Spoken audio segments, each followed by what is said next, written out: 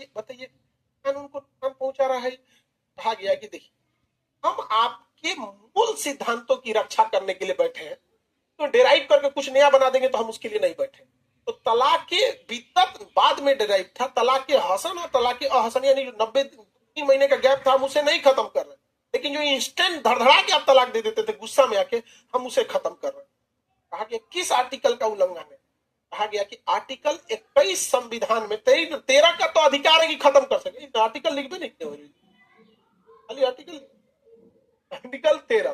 तो आर्टिकल 21 जो है हमारा, आर्टिकल 21 ये हर इंसान को कहता है आपको जीवन जीने का अधिकार है और प्रतिष्ठा के साथ जीवन जीने का अधिकार है।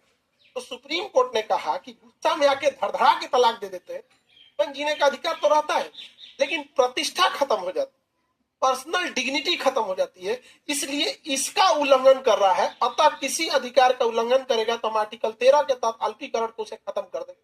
तो बताइए मुसलमानों में तलाक खत्म हुआ है या इंस्टेंट तलाक खत्म हुआ? बट मुसलमानों को मतलब मीडिया ने इसे क्या किया, मीडिया का है कि जितना न्यूज चलेगा उतना है, तो मीडिया ने इस बात को आधा छुपाया, कहा कि सरकार ने तलाक खत्म कर दिया, तलाक खत्म कर दिया।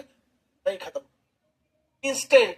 अब मुस्लिम में क्या है कि एजुकेशन कंपैरेटिवली अब तो जागरूकता आई है, अब पढ़ भी रहे हैं, बट इतना डिटेल से आर्टिकल 13 आर्टिकल 21 का उल्लंघन कर रहा है, मूल संविधान वाली बातों को अभी भी माना जा रहा है लेकिन डेराइव चीजों को अभी रोका जा रहा है। इतना कौन ध्यान देता है? अब मीडिया ने हवा बना दिया यहाँ पे और एक ऐसा क्योस क्रिएट हो गया कि जा लगता है भाई आज भारत में आप गौर करके देखिएगा तो बहु विवाह धीरे धीरे सोसाइटी के प्रभाव में, न कि कानून के नजर में, सोसाइटी इतनी जागरूक हो गई है। आज अगर किसी का बाल विवाह कीजिए 13 साल 12 साल में, तो सोसाइटी गरियाने लगती, अरे तेरा बोझ भइल है क्या लड़कियां। सबसे जरूरी चीज होती है सोसाइटी का जागरूक हो। पति प्रथा के नाम पर आज